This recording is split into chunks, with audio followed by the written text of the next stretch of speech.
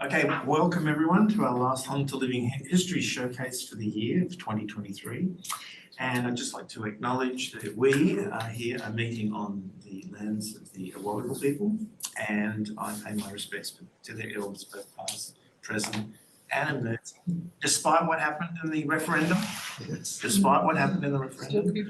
And I also acknowledge the Aboriginal elders and of the places that you're zooming into today, and pay my respects to their elders, both past, present and emerging. And also I just want to do a shout out to Aboriginal culture, that it's the most important thing that we could be working with and informing ourselves about, and I think it's absolutely essential to our future survival. So, and thank you very much to all the people that we've worked with this year on that front. Okay, so we have a number of presentations today, and I've got an annual report to deliver for 2023 because every November I fall into a depression and I feel like I've achieved nothing, I've done nothing. And it's just the grind of the year starts to wear you down. And then I start compiling these reports and then I realise that we've actually done quite a fair bit. So the report is on our Home to Living Histories post on this, and so I'll just start going through the slides. And so here's our 2023 annual report. So our Home to Living Histories data platform has had, I should go for the numbers, 7.8 million views as at 4th of December 2023. Our Flickr sites had 72.5 million as a lifetime. Our YouTube account has had 89.6 thousand views and 210 new subscribers. Our Home to Living Histories blog site is pushing about 127,000 visits. We're published, as of this morning, about 49 posts from students and ourselves. So we've had a pretty good, some of those posts are pretty extensive things, and we've had 66 presenters, including the ones today, with 67 being our first international Zoom in after 2 o'clock, the station tune. I just thought I went, as I was doing the stats, I was just having a look at what things were getting the most hits, and top. Oh, you've got it up for me. Do you want me to share it? Yeah, sure, if you like. Okay. Yeah. So you have to zoom up. You have to go up a bit. Or maybe I'll just go to my so things that have been getting the most hits, surprisingly, was Dr. Bob James, an honour board from Dr. Bob James's collection. The honour board for the, oh my God, Grand United Odd Fellows. Yes. Is that right? Yeah. I mean, that was a surprise. Yeah. Duke of Edinburgh, 28,519 views. So it's an honour board. I mean, that was quite amazing. The conferring of degrees and awards, the RRHS, the train ups, these are in order of ranking. Another honour board, again, Odd Fellows must be pretty massive globally. Baptism registers, the Store Oral History Project that was done a few years ago, the NBN Television Archive, which is a constant perennial hit, Ralph's Noble, which is a classic, the Archives of the Anglican Diocese, and more baptism registers. The Flickr top 10 has been the map of the 1910 map of Newcastle. I don't know if anyone's seen this, but it's a beautiful detailed map showing every single bush and nook and cranny of the 1910 landscape of Newcastle. I think it cuts off somewhere just as you get to Wallsend, but it's a fantastic set map. Then the Surfest, then a boy on a scooter. I don't know if you can see the boy on the scooter, but there's a little boy on a scooter. If you click on it, can you click on it and will it work? Boy on scooter. Oh, this is the one, the Flickr top 10. Sorry, on next slide. Yeah. Oh, yeah, sorry. Yeah. Just amazing what gets the fascination. No, keep going. Down. Oh, sorry, you've got to go back one. Boy on the scooter? Yeah, boy on the scooter. I think you're in the image of, yeah. Oh, yeah. Just click the direct link in the, just So below. a little just bit below down. there. The Oh, red. sorry. Sorry, I've got the links. Sorry. Yeah. Yeah, Boy on scooter. I'm there now. There he is. Yeah. I don't know why. Oh, it's adorable. It's adorable. There you go. So anyway, it's fascinating to see what gets the majority of the hits. So I thought I'd stick in up. And also the YouTube, which is the next one. Two of those are plays that were done by Michael Ewins in the 1980s. And we get constant complaints about the sound quality. Did anyone ever remember, I mean, for those of you who weren't born there, you're excused, but if anyone was born in the 1980s or experienced life in the 1980s, you know that a video camera was something that you carried with one arm and you carried the battery pack with the other. So, I mean, it's like with prehistoric ages. So there's a lot of complaints about the sound quality, and I feel like writing to these people and saying, do you know how difficult it was to even record something like this? Anyway, Newcastle, A Place to Face the Future, which is one of the NBN shows, is also a big rater, and also Newcastle in 1825, which is Charles Martin. So the top 10s there for people who are interested in what gets our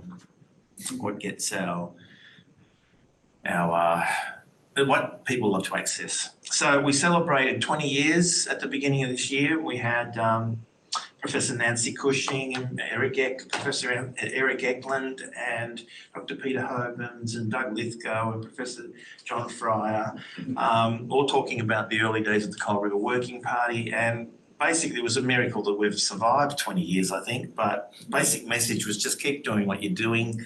It seems to be working, and so we've just kept doing it for this year as well. So until we're escorted off campus at gunpoint, I guess we'll just continue doing it. So it's been 20 years of engagement. I really like Dr. Sasha Davis sent out an email and he called it the University of Newcastle Special Collections flagship public engagement platform. And I thought that's good. I like the word flagship. Okay, so Nancy. I just want to say that Paul Walsh has been constantly giving me accolades all year for all the work that we did with the Yalawar Place and all the Aboriginal memorials that we got back on track. And I've just been saying, selfishly, I've been basking in this lovely adulation and accepting all these thank yous. And then I realised when I was doing the report that the inspirations behind me getting in touch with Paul was your public presentation that you did with your colleagues, Nick and Irene, and so to make amends for not making it clear, Zach Allen, who is in our makerspace, created, I don't know if you can see these. Can you see these? Not while I'm sharing. Oh, the okay. screen, So can you but stop sharing and I can. we've made a You little hold it up in front of your camera, in Oh. front of your one. holding that in my camera? Yeah, there we are. They Can you see? Yeah. Yeah. Okay. Top. Okay. That's it. There you go. With Nick. Sorry, this is yours. Fancy. I know it's very tacky. It's literally tacky because the glue is still. But tacky in a very lovely way. Thank you, Johnny. That is so sweet. This is the Hunter Living Histories 2023 Community Catalyst Impact Award, because presentations, once you did, yeah, round of applause. What happened with those presentations and talking about the effects of colonial monuments and its effects on Indigenous people, I went back and I started thinking, but, you know, where are these Indigenous memorials? And then I started thinking, but we've been doing them for the last 25 years. And so I rang Paul, I said, how's Uranelli going? You know, and that got stuck in the S-bend of council and him for the last 11 years. And then I asked him about Yalawar, and that was another sad case. And so this review of these monuments just started to steamroll. And then the result of all this is that, well, at least for the Yalawar, the whole Hunter New England Area Health and the hospital have just reacted to that with such amazing professionality and humility, and are getting all that cleaned and restored and fixing up all those problems. And then as a postscript, even though it's not related to Aboriginal First Nations people, another memorial which they did in Carrington Park, which was an AIDS memorial, that again fell into disuse, and that's been fixed up as well. So I just wanted to emphasise the impact that academics do have in the wider community through this kind of work. So congratulations, all right? So I've got each a trophy for you all, so you'll just have to pick it up. Katie can probably deliver Nicholas's one, and I'll find a way to get to Irene. Okay? All right, thank you so much. That's really lovely, and yeah, we are trying to focus on having some impact, and so this is very gratifying. That's a big one. That's a big impact. Yeah, and I was just delighted to hear how the John Hunter Hospital responded to the raising of those concerns. That's amazing. I fully expected that they would say, yeah, well, that was then and this is now, but they seem to be very respectful once their attention's drawn to it.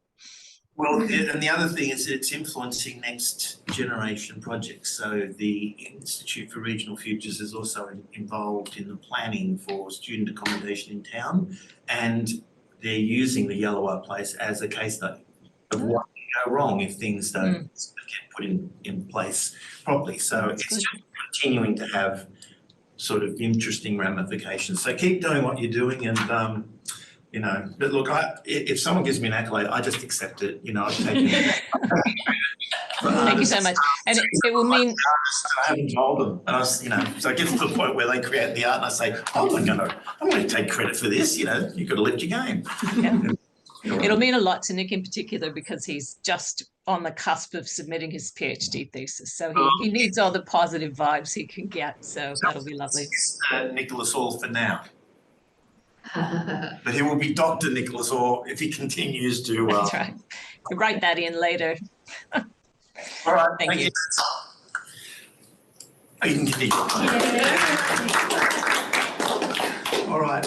With regards to the Aboriginal storytelling and truth-telling, we continued with historic film of Aboriginals on the Shortland site that was filmed in 1963.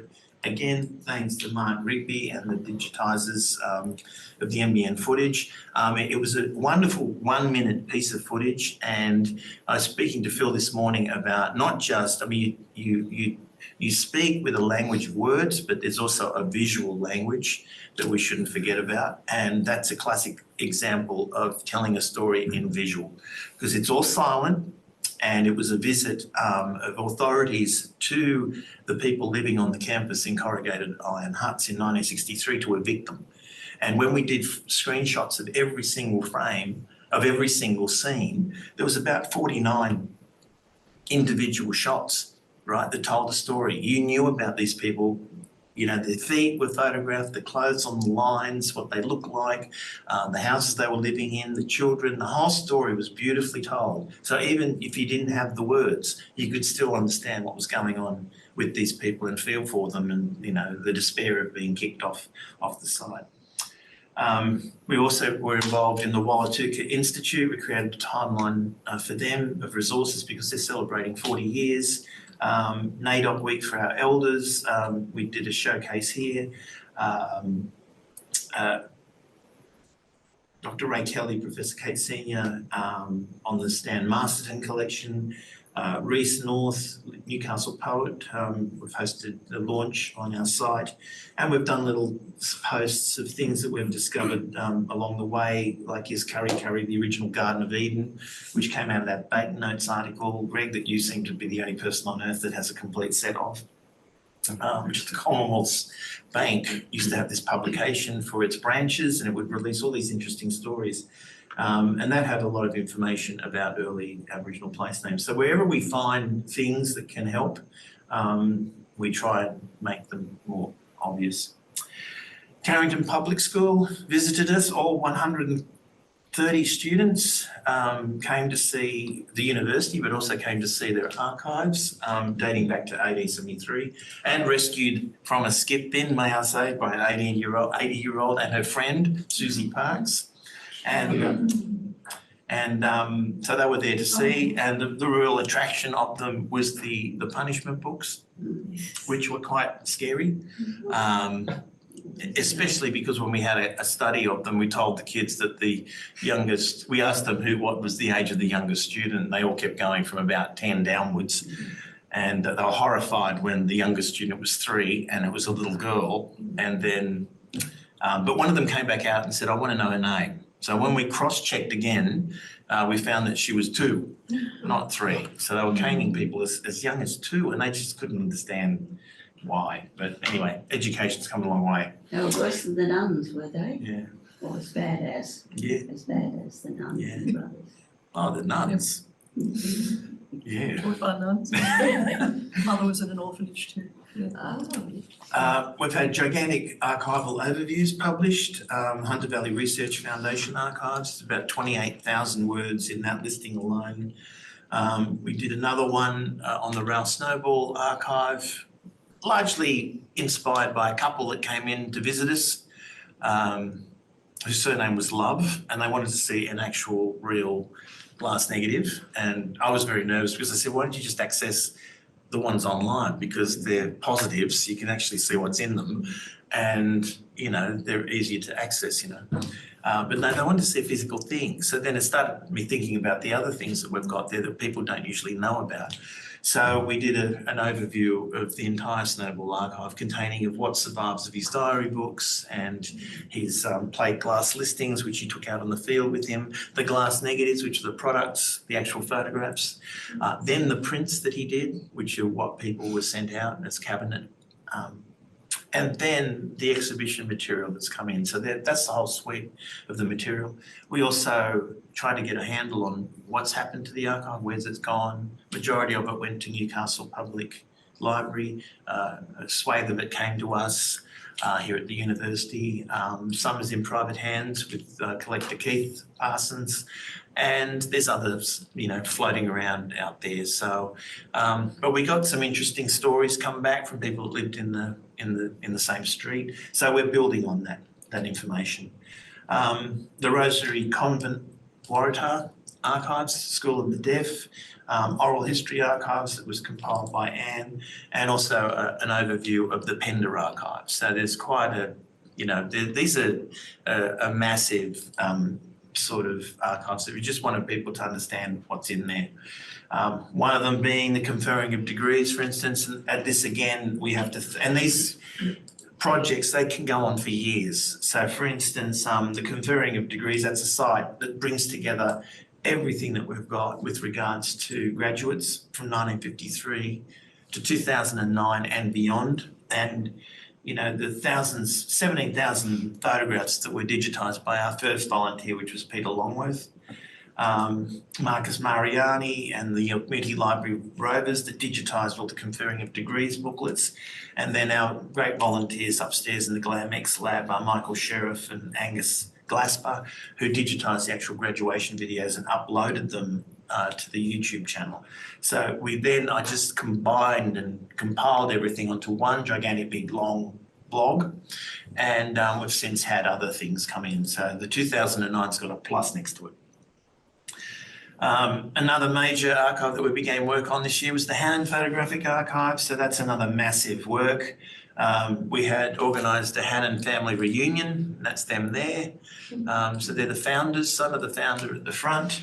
So it was wonderful to have them all in the room and see the work that the conservator had been doing, our volunteers had been doing, our students had been doing, so as a starting point. So there are all the various posts that are dedicated to the Hannon Archive, so I'll just continue doing those. And some of those, that day sparked work with some of our students to go in various directions. So these were the contributions of our interns, career-ready placements and volunteers. Career-ready placements is the new word for WIL, or work integrated learning. So we had the Loud Sky exhibition. Intern Zach Allen collaborated with the curators, Dr. Kathleen McPhillips and Rod Pattenden, and the team from the Lockup to record that exhibition. It's a very important exhibition, and I'm glad that they're starting to record these exhibitions in 3 dimensions, because once they go, we never see them again. So it's always great to try and get them recorded in this way. Isabel, our Vera Deacon intern for 2023, did a beautiful post on Elmer Gibbs, and she also accessioned the entire collection. We had Leah Madigan, worked on the 1855 travel diary aboard the Joshua, and discovered the author as well of the diary, that had written his name very neatly in one of the ink, one of the oil decorations at the rear of the book. And we've possibly traced him to Singleton. It's not 100%, but we're pretty confident. And Mackenzie Haynes, inspired by that Hannon get-together, got interested in a couple of pictures of Macbeth, photographed when he was visiting Newcastle. Yes. And they're iconic photos of Macbeth. Just look at that, you know, I mean, just fantastic. So these were productions that were staged at the Newcastle University College, and she had no idea that the photographer that took the image was sitting at the table with her, and then gave her the name of the guy that was actually Macbeth, the real Macbeth. And he's still alive as well, John Stoll. So she was able to contact both those guys, and John was able to give us all the gossip on Macbeth. So any interest in Shakespeare and the seedy history of Newcastle can have a look at that post. And another one was Angus Glasper, translated from the French using Google Translate, an entire document on the Hunter Valley vineyards. It's from 1882, so that was great.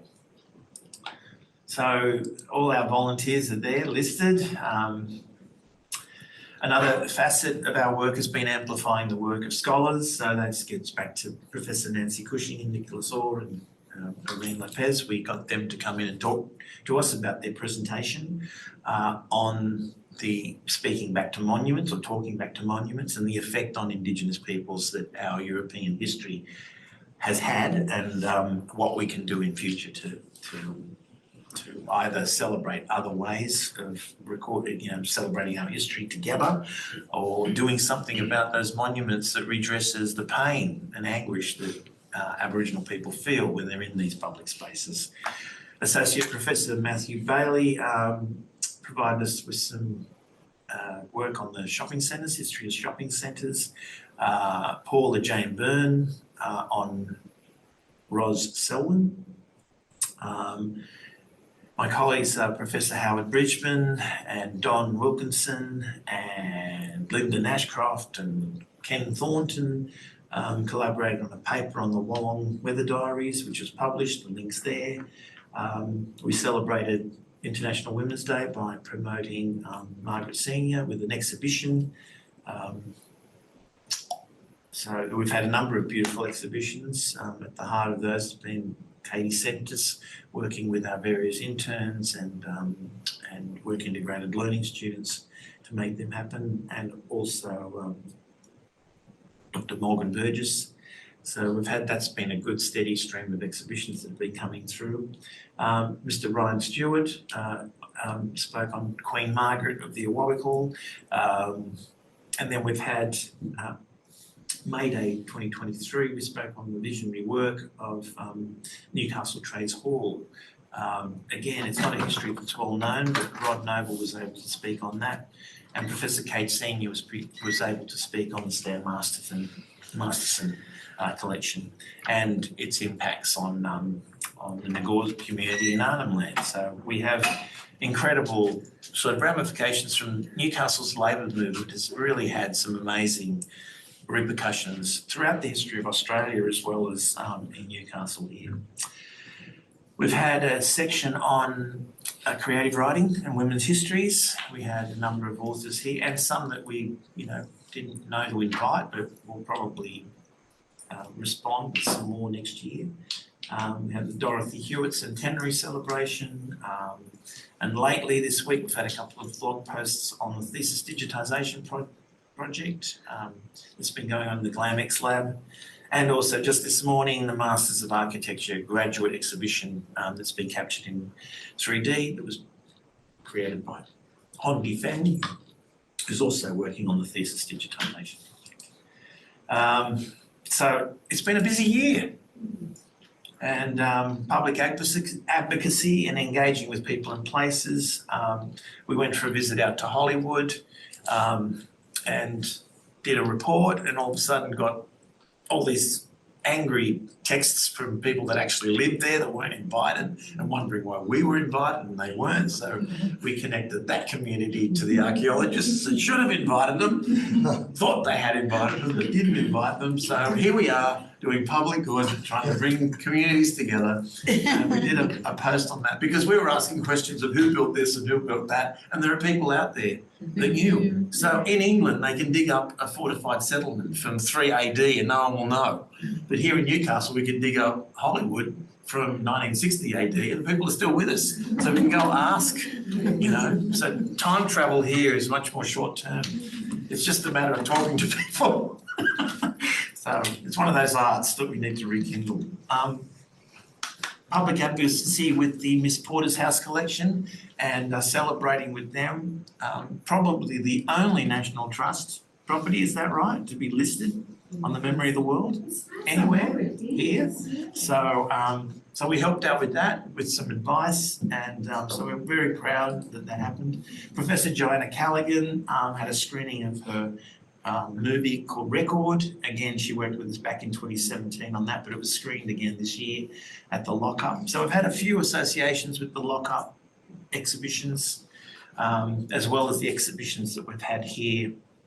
And we've also had numerous radio broadcasts where members of the Hunter Living Histories have been involved with the Paul Turton's The Person Behind the Place Name. We've been talking on place names. We've done history segments, newspaper columns and podcasts.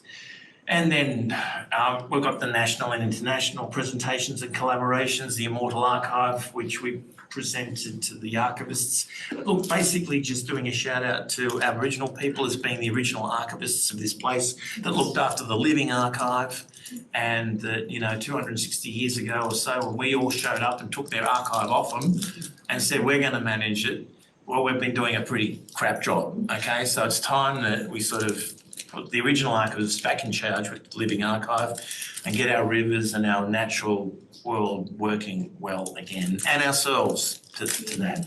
So that whole paper about the Immortal Archive was basically talking about the fact that all these things that we've been showing you are wonderful, but it's futile if the world outside is being destroyed.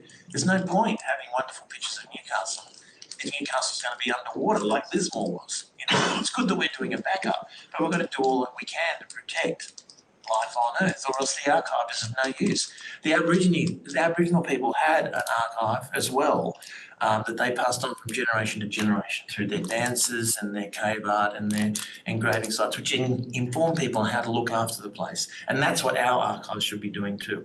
All right. So it's not a be and all end all to just digitise everything and think everything's going to be okay. We've got to make sure that there's no point having 100 reports on saving the river when the river's dead.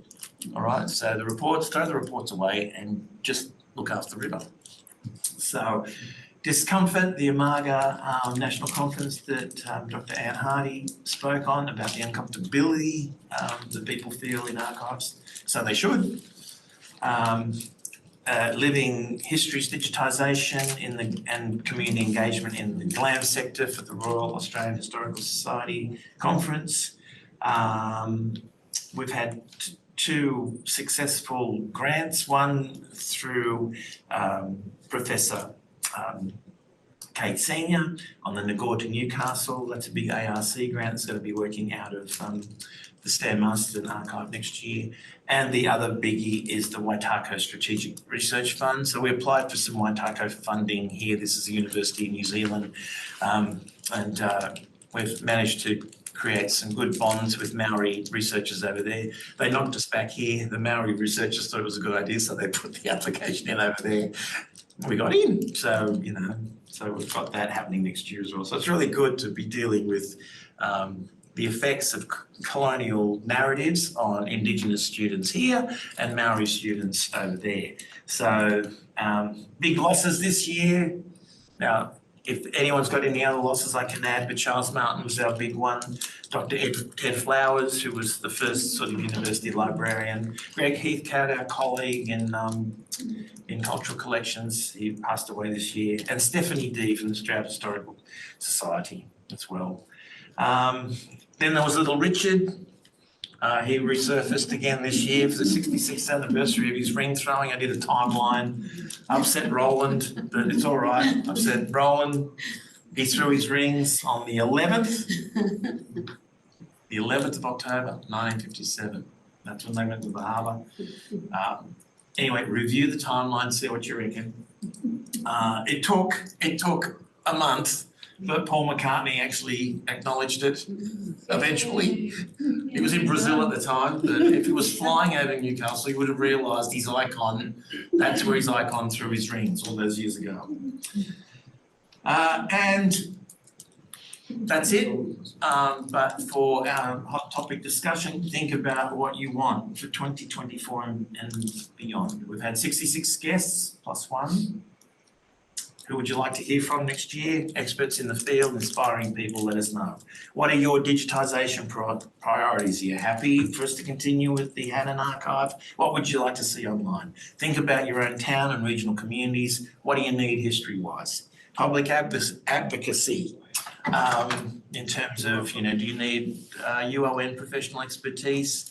Student involvement in various things, let us know. Any commendations, commemorations, anniversaries, or wish lists for history and heritage, let us know. Stories of Our Town is going into its series 2 next year, so we've got a film on Nobbies, we've got a film on the World War II gunner, the 17-year-old gunner at Wallace, Fort Wallace. We've got one on shipwrecks, and I can't remember the fourth one. What's the fourth one? Snowball. Okay, so that's the fourth one. And Aboriginal storytelling with the way Arco and other things, and also just tailor-making resources. So I commend to you our annual report for 2023.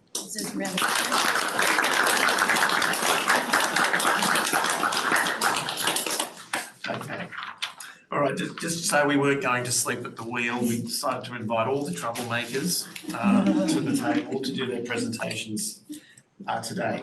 So, I don't know, should we have is that a truthful statement of the annual report? Does anyone have anything? Oh, any objections? Any objections? Do we have it unanimously approved? Thumbs up. Yes. Okay, thumbs up from the Zoom audience. Thank you. Okay, so our first sorry, yeah. Nancy has just put a comment Yeah. online saying Kathleen Phillips and her team have just won the College Award for the Loud Sky exhibition. Oh, fantastic. Well, congratulations.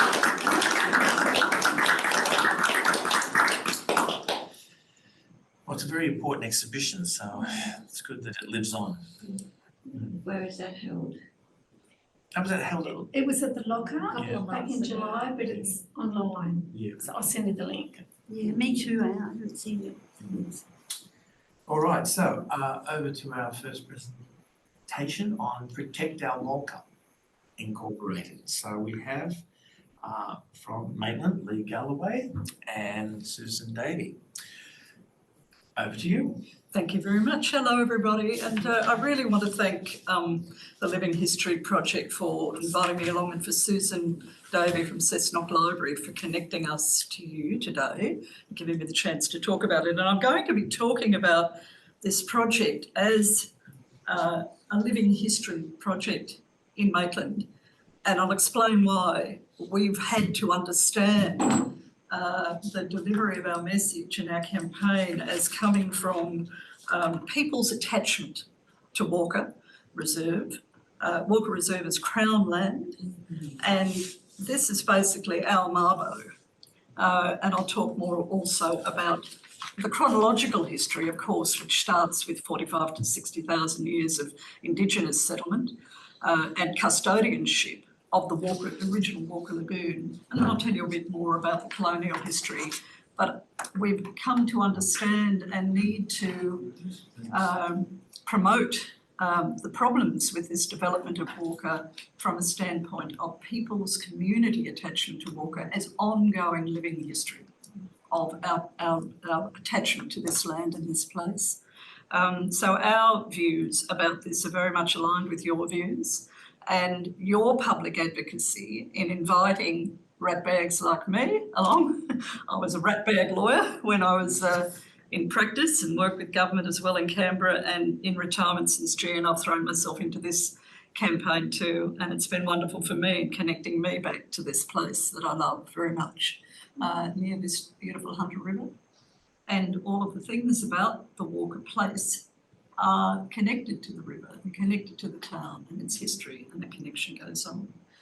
So it was basically that deep personal attachment that affected so many people when we learned that our council, which has got a very particular conservative flavour, when we learned that a deal had been done that was released without public notice or public consultation to hand over this site at Maitland that not many people know about, called Walker Water Works Reserve, and to hand that over for commercial development as a Reflections holiday park. You might have seen the Reflections ads on telly about the beautiful places that they encourage people to come to all around Australia.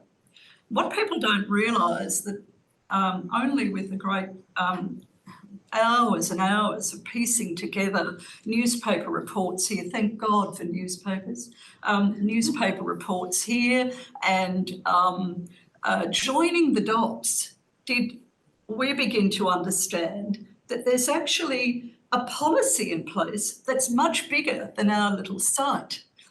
Crown land since June 2021, well, I can even go further back, and the averages can even go further back again, but you know that Indigenous people have obviously fought their battle for Crown land that was misappropriated from them and found legal grounds for that through the Mabo decision, and on it goes, and they're still bringing those claims to the Land Environment Court.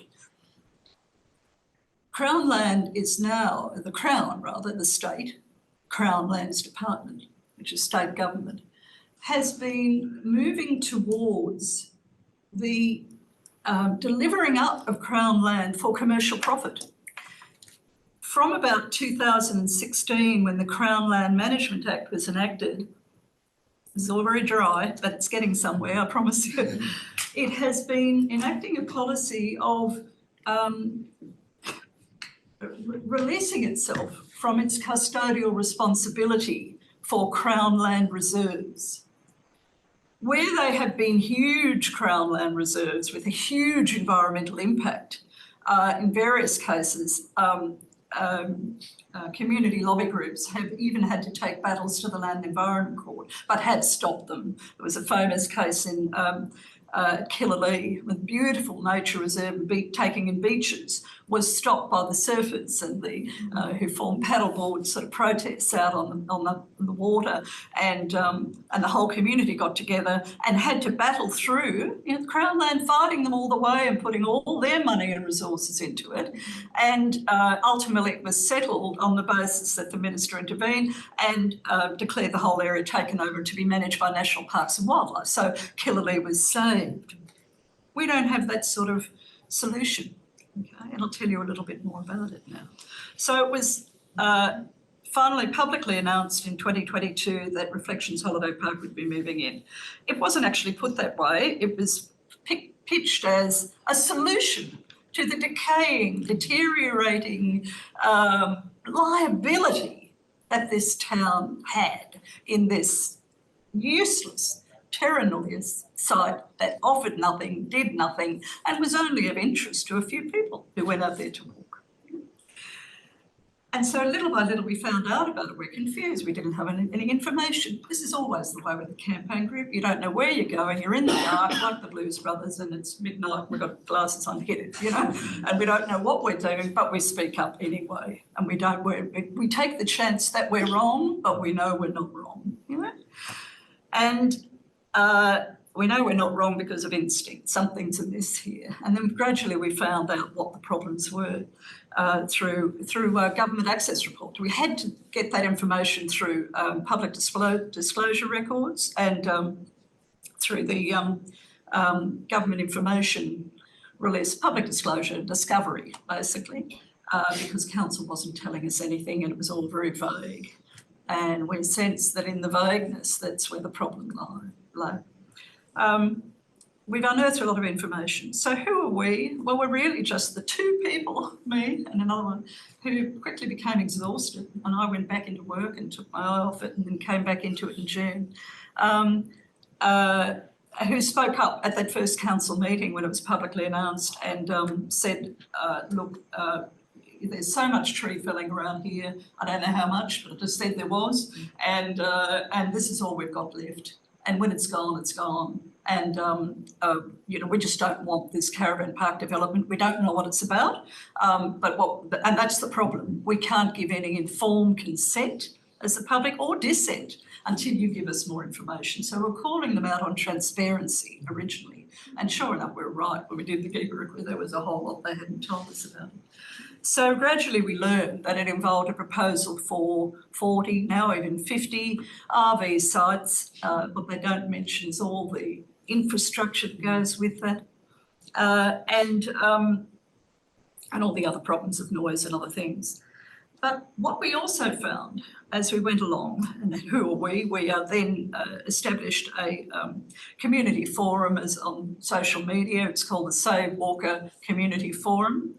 And we built up public trust and public discussion in that private group. That's all we had, and that's all we had to work with. And from there, a lot of public comment and a lot of public support for our cause came out of that.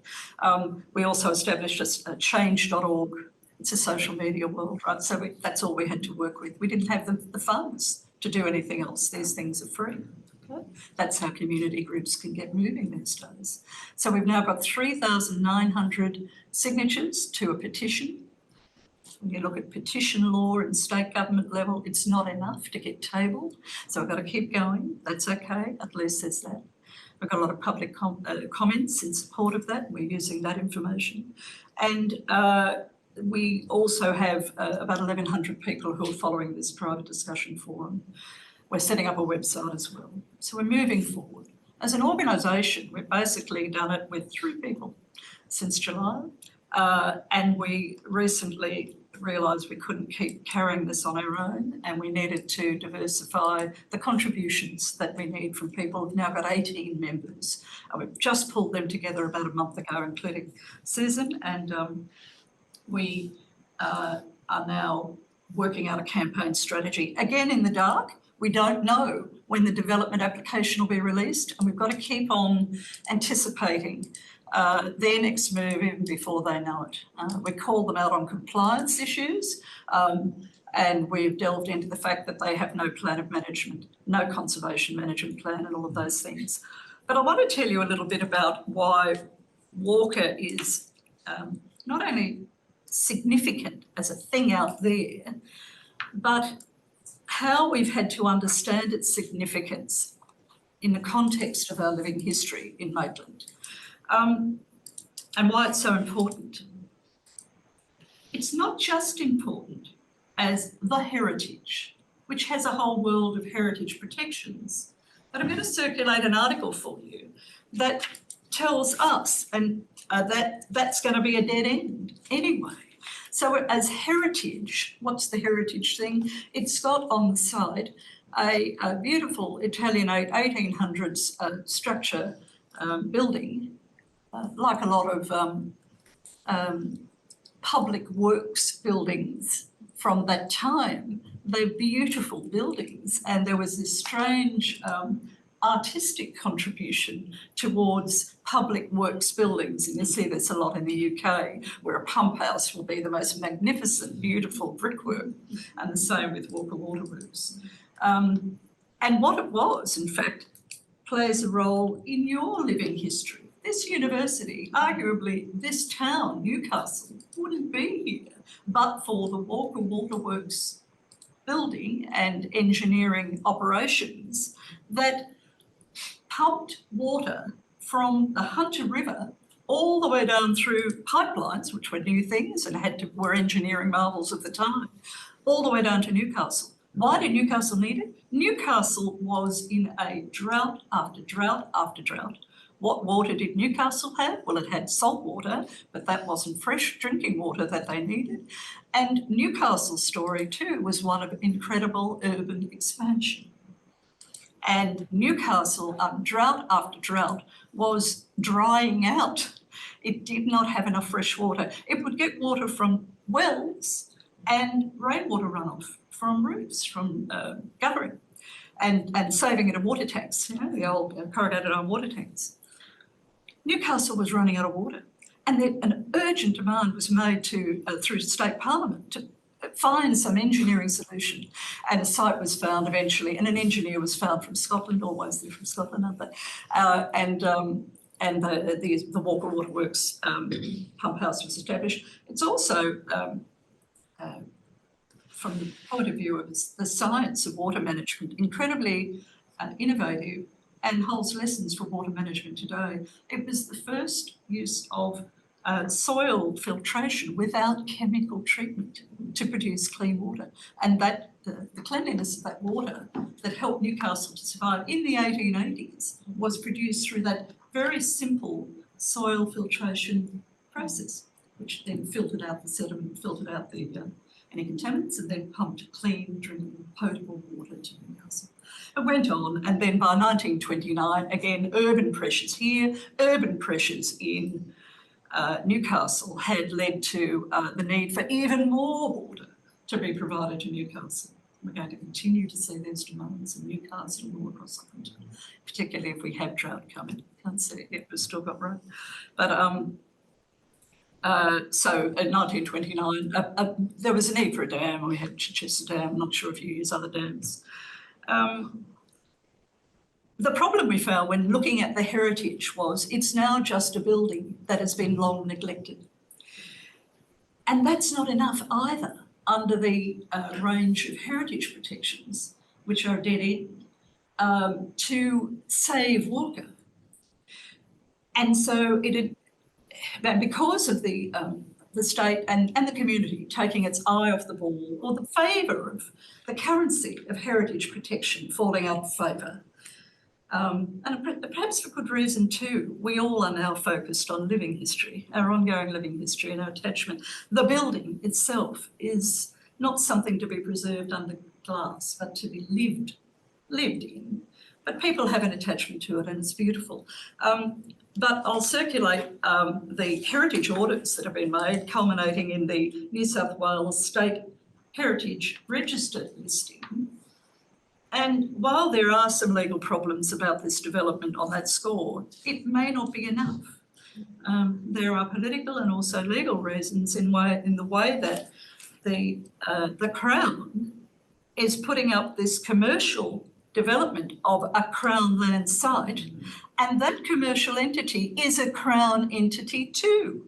So we've got the left hand shaking the right hand, and no one's scrutinising the appropriateness or the public benefit of that outcome, except for planning development tiers, which are also state operated.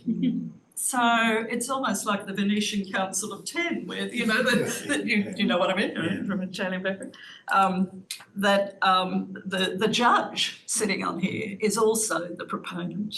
Major conflict of interest that doesn't really get resolved in the decaying Heritage Act protections. And of course, there was a review into heritage. So if you, only last year, that's reported in the Sydney Morning Herald, I passed around that article, which says the state's heritage watchdog has been portrayed as weak and largely ineffective in a damning audit, which found it's taken up to 17 years to assess properties from protection. What hope is Walker got? None. We're not saying we're letting go of our interest in the heritage background to Walker, but we need to run this campaign based on that being integrated and the community's ownership of this, as I said, in the same way as a Mabo claim coming from the community benefiting from public land and Crown land in particular.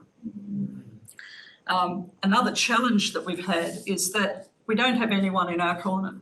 Often these campaigns, even when fighting the Crown, have a very active MP, state or local government MP who might have their own agenda for getting promotion out of it or for taking on the other side, but we don't have any of them either. Our state MP, even though they're Labor, is lukewarm, or rather not really interested in bucking the funding that's being provided for this. She even said to us, look, 10 million, that's small, you know. And so we're left thinking, oh, it's small. And that's our problem too. We're small but perfectly formed, and so is the site. The other aspects of the site are environmental. It's got an 18-hectare lake, but that lake is not large, even though it's functioning as a very important wetlands. It's not significant enough, like your the wetlands up here, the Hunter wetlands, to have a Ramsar listing, which is the international recognition of wetland significance. It's not that significant. The vulnerable and endangered species there are important, but it relies on the bird observers to provide records, and they've been locked out of the site for 12 months and they've lost those records. And so, and also they're not really political animals, but they are doing their best and they're contributing to the issues. But in any case, even if it was tested in court, you may find that putting a caravan site on that park doesn't show a significant impact on the significant aspects of the environmental area. So these thresholds are not really being met. The only unifying factor that's going to be really important from a legal standpoint, from a political standpoint as a campaign, and also from a social standpoint, is the social impact on the people of Maitland for losing this site. One of our members is an 80-year-old former engineer, but he also loves getting up in a plane and he loves getting around on, until he had his knee operation recently, he's still recovering, but he's a Maitland resident of 50 years or more. And he just calmly says to me, like an old bushy, oh, look, I've got a few aerial photos of that. And I said, oh, he said, yeah. He said, look, I got an interest in it when I was working in the mines. And I want to show you what's going on around Maitland. I'm showing you now. I don't know if the people on the screen will take the plastic off. Firstly, I'm going to show you what's happening in the Hunter Valley. You probably haven't seen this, and everyone needs to, right? Yeah, you know what I'm looking at from there? Look at this. This is the living history of the Hunter Valley. It's not coming up because of the Right. background. You need to turn the green screen off.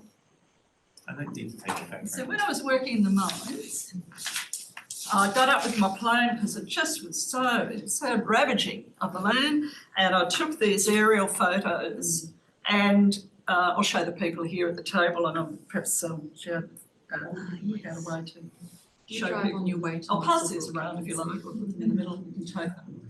That's what's happening up in the Hunter Valley, even more further afield. I'm going to narrow this down to what's happening. If you drive to Muswellbrook, you can see them on the side of the road. It's actually pretty terrifying. You don't see it because you have tree corridors all the way along the highway, and you don't see it because people don't get up pointedly and take photos of it like that. And the regeneration that they speak of is only like a That's- small percentage. There you go, that'd be that. Yeah. Right? Isn't it brilliant? God is good. We're so grateful to have him as a member. He's just so relaxed about it all, and yet he just keeps delivering the gold for us. And I'll now circulate a photo. I can't adjust my background. I can show this one. Leave that one to later. I won't leave that one to later. That's the Walker site, okay? Yeah. Now, that's the scale of the wetlands, of the bushlands, and that's the pump house, obviously, it's taken from way up high.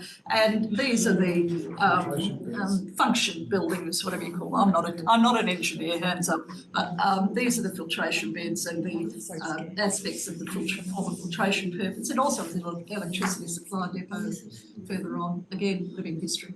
But all around Walker is rampant development in Maitland. Maitland has the highest level of regional urban growth, but also of land clearing for housing development. Who can say no to housing these days, right? More housing, more cheaper land available for families. We have to be careful that we're What not. has this site been used for in the last few years? Thank you, good point. Since 1929, and that's often been forgotten. It's been, well, it was an electricity supply depot for a while, but for a very long time it's been a reserve. It was initially created as a reserve in 1986 under the Crown Land Act, but for the purpose of preservation of the heritage building. But it mainly has been used and managed as a trust, a community trust or a Crown Land Reserve Trust. It's been used for picnicking and for its beauty. The beauty of the bushlands. Were there, the trains. A little mini train, we all love the mini train. My nephew used to drive one of those Our trains. council cancelled. That's cancelled, that's gone, but we're not to mention it. All mentions of Walker have been cancelled in any public documents. An environmental sustainability strategy was released. I did a search. Not one word was mentioned about Walker. That's the whole environmental strategy for the Maitland LGA. The word Walker Waterworks Reserve was not mentioned in the whole document. So there's a policy going on at the moment to cancel any development, any protections for Walker, except for the purpose of this commercial development, which will return profits not to the site, but to state government and to local government. So it's a commercial deal. Oh, hello. Go back again. You want me to show these pictures? Well, Here we go. I can't get them to appear Yeah, as I know my what you mean, background. I because you can't black just out the like get my background. background. Okay. Have you Well, spoken I'm to sorry. Engineers The people Australia at home, about this? people Lee? sorry, You got a question? will not know. Sorry, More there's a pictures. question. Question? Oh, Have you- yes. Have you spoken to Engineers Australia about this and how they can help? I haven't, but very early on, I started following that up. I thought that will be important. But and Engineers Australia, there was a paper delivered to an engineers conference in Newcastle, focusing on, forgotten the name of it, but you might know of it, that traced the engineering history of Walker. Yeah. But the problem you have is, again, that's a limited aspect of its history. Yeah. If we go down that route, this development, which is such a poor fit and so unsuitable, and it doesn't deliver anything for the Maitland people, the answer to that will be, we're not tearing down that pump house building, it's all fun, but they're not invigorating it and interpreting it for the benefit of Maitland people as something larger than that. This also has ramifications with the King Edward Park That's what I was campaign, thinking, with the yeah. bowling club. I mean, they've been through all That this already. campaign, We're going to move on. give Yes, it time. I know. But look, I think It's there's a hard few to do it. strands here. There's the Safe King Edward Park people that you need to be in touch And with. Judy Lindsay. Judy Lindsay gentleman, on Barry engineers. is from Engineers Yeah. Australia. See, this whole Crown Lands thing has been something which has been a theme which has been coming up a lot. Yep.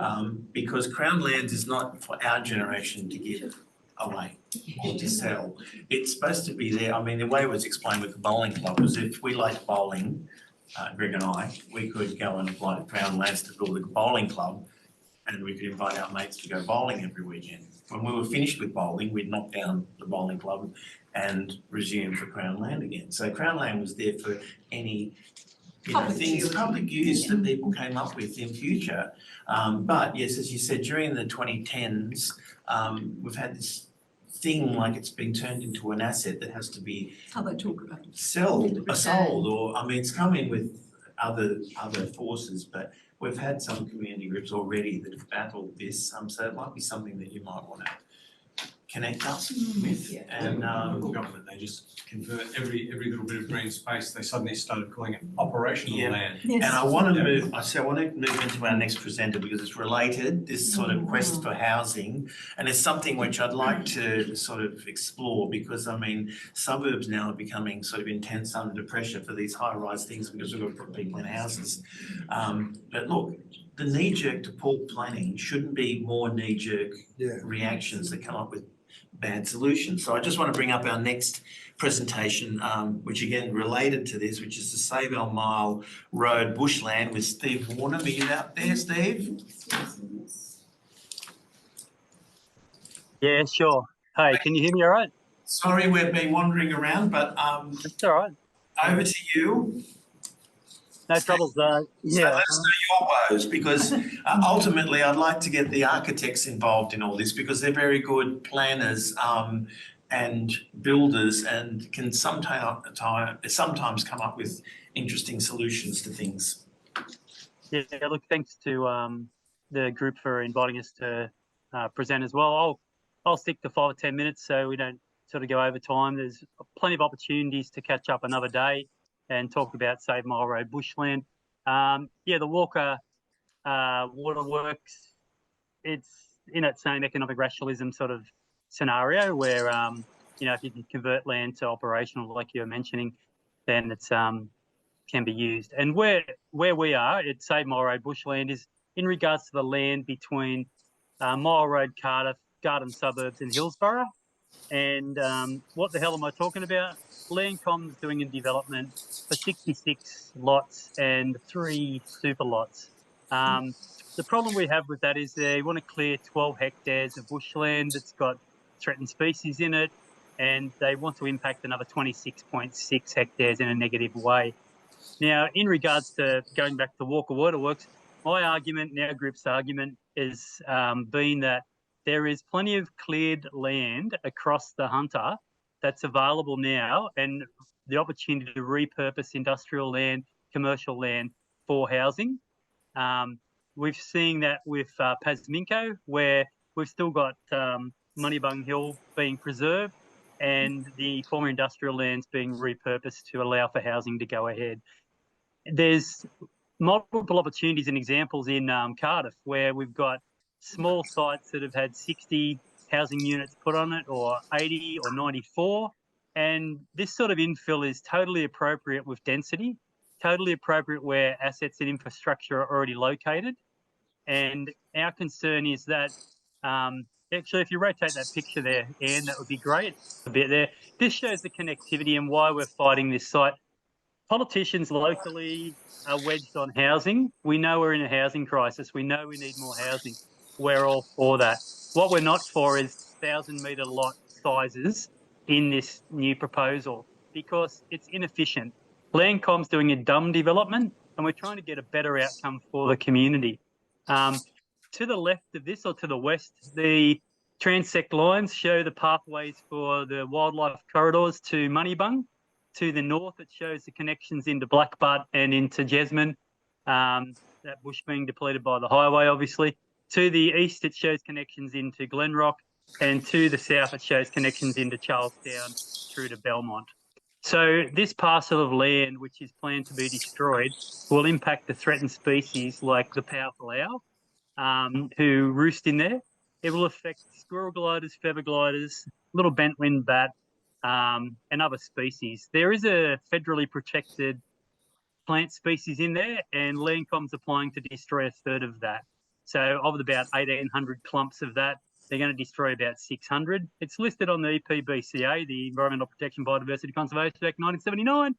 And so we hope to see Tenure Plebiscite reject that application. The other thing that's interesting in this context and many other development contexts is that Landcom initially said they were going to secure an off-site offset. So they were going to secure an equivalent site somewhere else and protect that.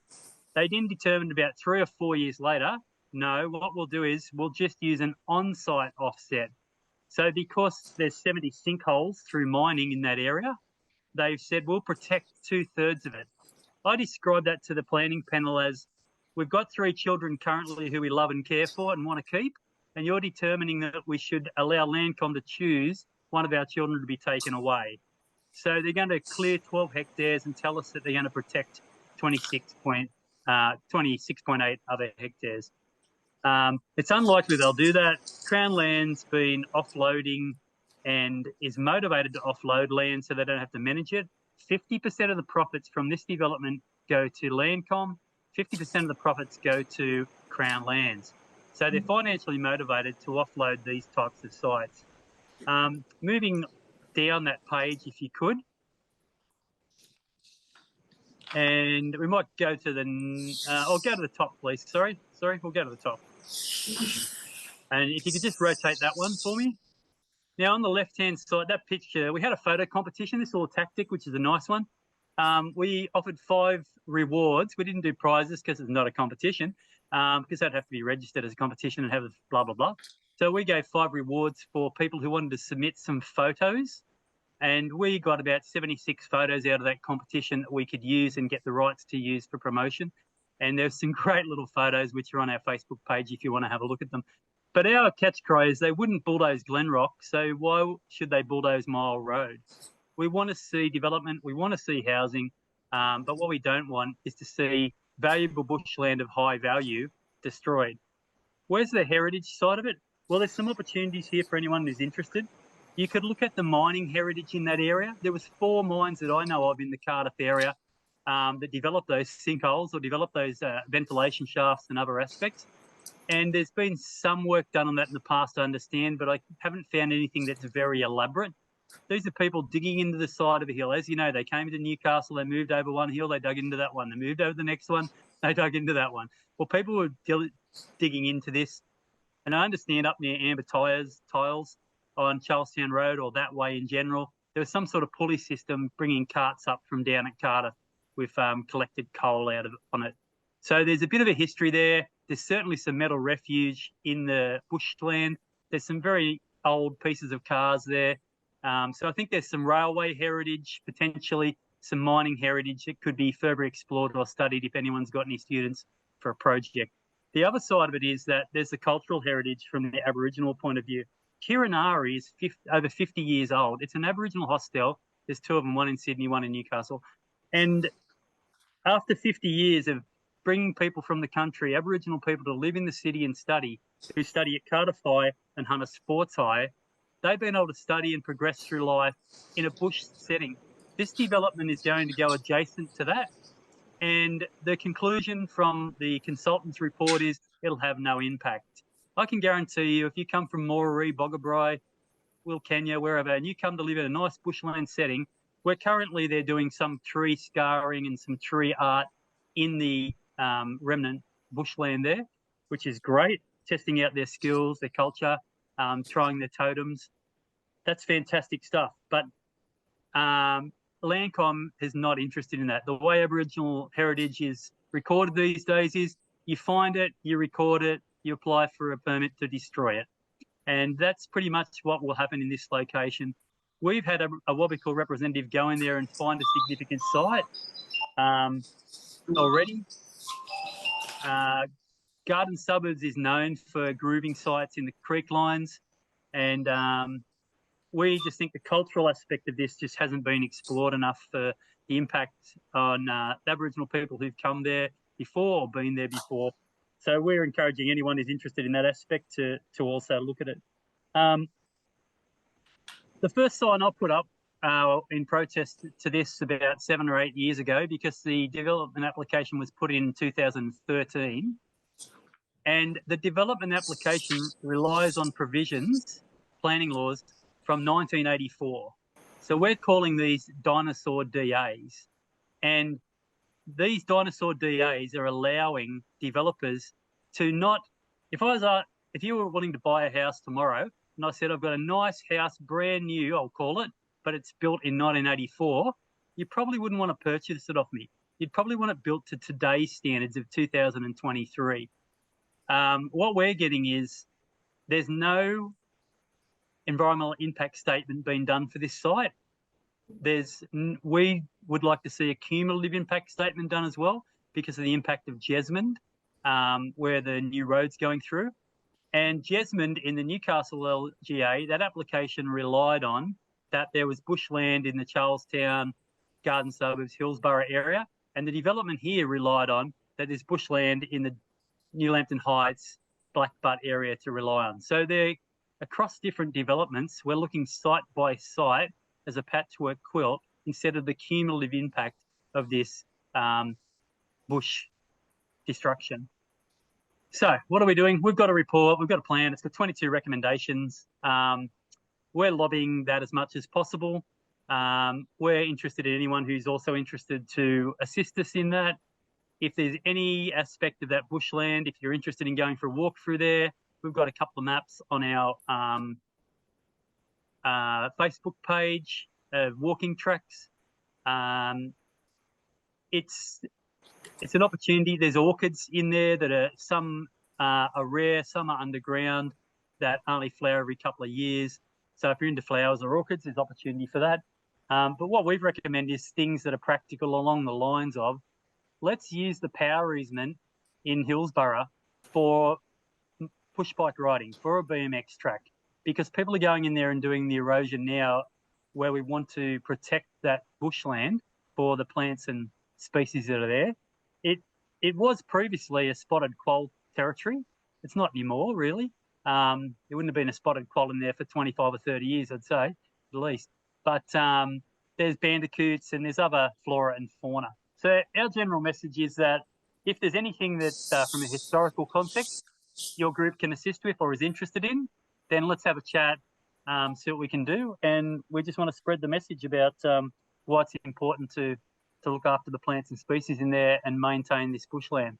Thanks very much, Steve. We'll certainly keep it in mind because we've always got, student projects, academic projects, people getting involved in these sorts of things, and also we'll see what comes up next year. As I said, the architects are very interested in urban planning, and we need to know the poor examples of it so that we can know what to do with sites that are already there, industrial sites that can be repurposed rather than having to clear fell green spaces. So thank you very much. I think the signage you talked about, the opportunity for someone to do research on that and then use that in the development and inform Landcom of that heritage in that area would be great. There's obviously a history of Welsh and other cultures in that area, being named Cardiff, etc. The problem working against us at the moment is this sort of knee-jerk reaction to the housing crisis, all right? So that's being now used as, oh, look, we've got to house people. So, and there's all these stresses and strains. So everyone's just going to be bulldozed out of the road while this occurs. And there's a lot of that happening, right? With poor government planning that's been decades in the making, now all coming to roost all at once, So, it's a tricky situation, but I think, we need to work something out, I think. Yep. Thanks for your time, and thanks for all the music of the hip slingers as well. Oh, thank you very much. Well, one day I'll get back to it. All right, now we've got two new books that have hit the market, and the first of our presenters is here. We've got Greg, Ray, and Pete Smith. We've got another Pete Smith on the other side of the world. So this is Pete Smith version 1. Oddly enough, a few of my images are in Pete Smith's book as well. Oh, that's right, you're in Pete's. So Pete Smith is also connected to the Pete F. Smith, who's I'm sorry, Pete, I had to get you in here because I was channeling the Elvis Aloha from Hawaii vibe. So I don't know where you're zooming in from, but we'll segue into both. But first is Greg and Sylvia Ray's new book, Then Again. Over to you, Greg. Thanks very much, Tony. Thanks for inviting us along. We love to do these books, but I guess compared to the other people we've listened to today, this is pretty once over lightly kind of stuff. I hear what you guys get through in a year. It takes us a year to do one of these, and it's I feel like we're really shirking. But this is it's the 14th book that Sylvia and I have done, and this one was brought about largely by Pete's prompting because Pete had been anxious to do a book that had a lot of then and now content, and we hadn't done anything like that. But Pete had been working on then and now material for quite a long time. He started with the ABC, with a local project doing picture-in-picture, where you hold up a photograph against a background. And anyway, so one thing about this, years and years ago at a an auction sale or bid barn or whatever. Sylvia and I bought this because we live at Garden Suburb. We bought this old painting. It looks like someone's half-finished HSC project, but you know, we kind of liked it and just stuck it away somewhere. Anyway, after rummaging through our Ken Magor collection of transport negatives, we found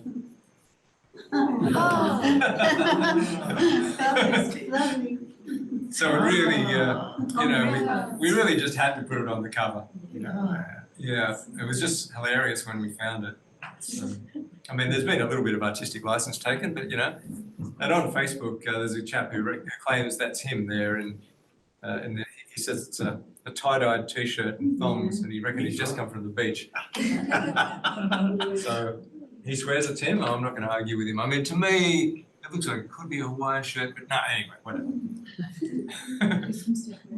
Looks like he's wearing an angry face t-shirt.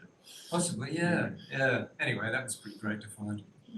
So, Pete, here you go. Some of your then and nows. Yeah, that's one of my grandfather's images taken in the 1920s by the look of it, in Hunter Street.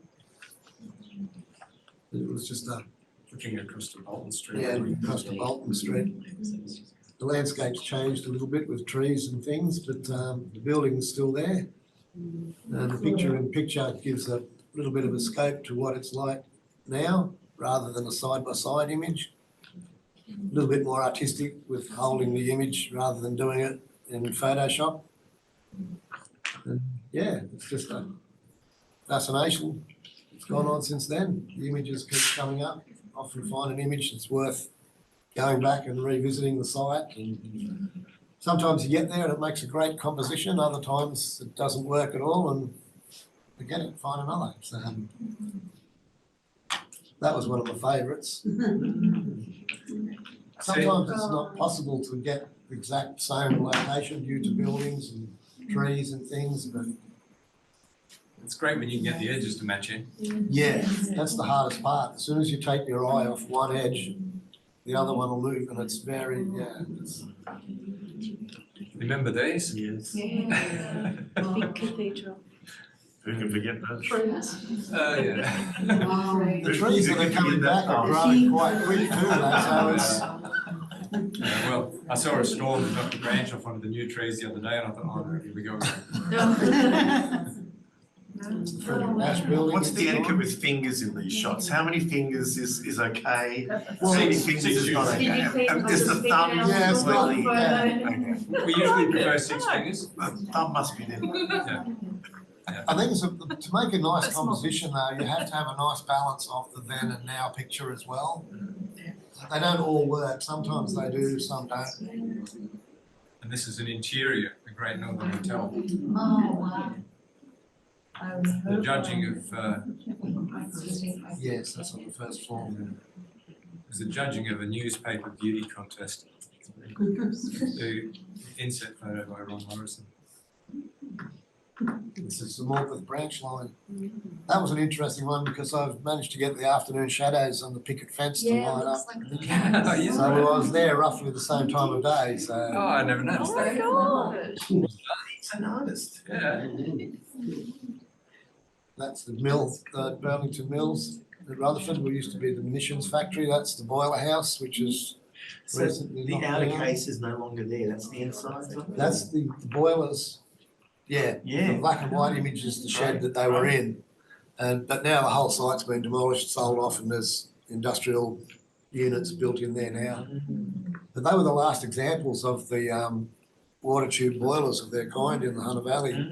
There were 2 at Hexham at the oak factory, and no doubt there would have been many more Would all that be of around. interest to you, Bob, and Newcastle Industrial Heritage? I was talking about the dust storms last Shame that they destroyed those boilers. I remember that was They terrible. could have left one there as an example. Sure, that's not That there was at all. close to right No, near they've destroyed the whole lot of them, isn't it? just scrap metal. Okay, this one's Glenbourne. Glenbourne Dam, the footprint of the oak milk bar is still there. Oh. As far as, and you can even see where the zigzag walls were in the concrete and where they chipped up the tiles. And there's even evidence of where the actual milk bar itself was with refrigeration and It's maybe more overgrown than that now. This is one of my favourites. Oh, you got the calm one. Yeah, yeah. I'd already done that as a now and then image, but when I got home and looked at it, I thought, I've got a falcon, why didn't I? So I drove all the way back there just to get Just that. to get No, that's dedication. That's dedication. That shows true artistry. Yeah. Is that picture? Oh, mate, No, that's Friends Waterhouse. yeah. Oh, friends were. This is one of my grandfather's images, only it was done in reverse. I printed it out A4 Yeah. and mounted it on a piece of cardboard and cut a hole in it. So I was actually photographing through the hole. So, yeah, it's a little bit, looks like Photoshop, but it's not. Like looking down lens into the future. Yeah, same with this one. I went to school there. Uh-huh. To St John's, yes. After doing so many now and then images with the photograph in the middle, I thought, wouldn't it be nice to be able to do it the other way around with the old around the outside? And that was the result. A little bit of work with Stanley knife. That's a nice image of High Street. It's But, horrible. I was given that on a negative from, Well, I can see the post office in the background. That would be way down. that one came from, that's in your book too, Pete. That's the Yeah. one. Yeah. Yeah, that's a really clear version of it you've got there. Yeah, this one's been tidied up in Photoshop. So we just took some scratches and specks and things out of it just to tidy it up a little bit. And that's the same here today. Was that a bacon's? It was impossible to do that one as a picture-in-picture in the physical sense. It could have been done in Photoshop, but You could have hung from a hot air balloon. that, yeah, the today image was captured with a drone. And yeah, Yeah, to kind of group all the buildings together. So this is the bit Johnny likes because Johnny's very interested in Shelley Beach, the Shelley Beach Reserve that used to be on this branch of the Hunter River. Connection to Vera. That's the Vera, yeah. Yeah, when Spit Island existed. But of course, BHP pressed to have that land turned over to them for industrial expansion, and part of that was that they filled in that channel of the river, Platts Channel, reclaimed Spit Island, and destroyed Shelley Beach. And so I've heard about Shelley Beach so many times over the years. The good thing, when I go around and meet people, they like to show me their old family albums and snaps from years ago, and I try to keep a sharp eye out for the unusual, for things that I've never seen before. And in one old album, a lady named Doris Shook from the East End, she had taken this snap around about World War I era of Shelley Beach in Mayfield. It's the only picture of Shelley Beach that I've ever seen. You can't even recognise it. Isn't it incredible? That's all Steel River Industrial Estate now. Could be Vera down Yeah. But it was an extremely popular park, and there were massive protests that the Labor Party tried very hard to stop it, but unfortunately BHP was so powerful they just steamrolled over everybody to make people on it. They handed over some land at Shortland to the council as a bit of a sweetener. That's the land we're on now. Also in Doris's photo album was this snap that she took of work on Zara Street Power Station, labelled Old and New Power Station. Oh. So she's got some, it's just amazing what you can find stuck away in old photo albums, some cupboards and drawers. And this is the unveiling of the Junction War Memorial in 1919. That's the only picture I've ever seen of that event. Wow. Yeah. Is that Victoria on top? No, that's a digger. It's another one of your marble diggers that everyone loves so much. Oh. Yeah. And Parkway Avenue, Bar Beach. Oh, wow. The house is still there, but its surroundings have changed a little bit. And this is Mosquito Island. Have you ever seen that? No, another Where's rarity. Vera now? Yes. So this was another rarity. A doctor phoned me out of the blue and said, "Oh, look, can you help me out with something? 2 or 3 years ago, one of my patients gave me this big collection of negatives and I promised that I would get them scanned, and I haven't done it. Now I'm retiring. I need to get this sorted. So anyway, these came from a lady called Samantha Pearl, and it was from her uncle Wilfred Haler. He took these when he was a teenager, and he took all sorts of fantastic pictures around the harbour with this amazing. That's magic. Yeah, yeah. Never seen anything like it. Never. And this one came out of the Ken Magor collection, so it's actually Newcastle Road, North Lambton. I was going to say, I was just looking because I live right up the road from there. So there's I think there's one or two houses that you can see a bit better in this photo that they've got some of the fencing that's like fallen down and left there for years because some of the people don't take care of their houses. But it's astounding, isn't it? it's crazy. Yeah, just the most sensational picture. And that's a beautiful clear negative too. So it's a real pleasure to work with things like that. Very good quality. Those are always enlivened by people. Oh yeah. The 1920s, It probably would have been around about that era. Yeah. middle age ladies. The beauty is also zooming in on those images and Yeah. saying, that we can do that now, that we haven't been able to do that in the past, you know? This is one great benefit of the digital age. Yeah. Oh The yeah. amazing, the Yeah. amazing That is so depth it's giving And you the way to zoom in AI on the can- bus conductor's face or the bus. Yeah. And the way AI technology can enhance the Wow, images that's so it. much Well, that's, better. yeah. Yeah. As a matter of historical record, you don't get many long shots, panoramic shots, landscape shots. You get a lot of narrow detail. You do. You get a few, but tracking down the various bits because the photographers had to take them in bits. Yeah, the pieces get And the scattered pieces before get winds. scattered, especially Yeah. if they're glass negatives. So we've been involved in a few. Yeah, so this was the Morrison electric car circa 1945. Wow. Yeah. So what happened to that?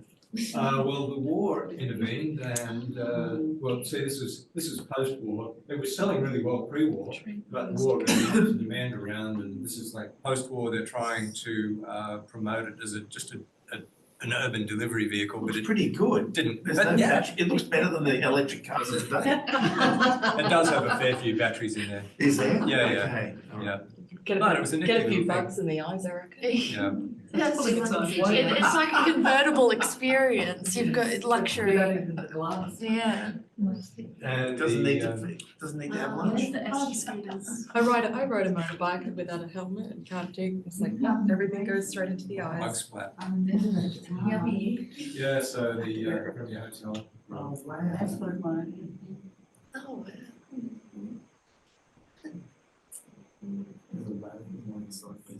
So this is one of Wilfred Haler's photos down on the harbour. So he took a lot of shots at this, and it was a wonderful time in the 1920s when he was doing it because you get this transition between the different modes of marine transport. So you can see the sailing ship behind this.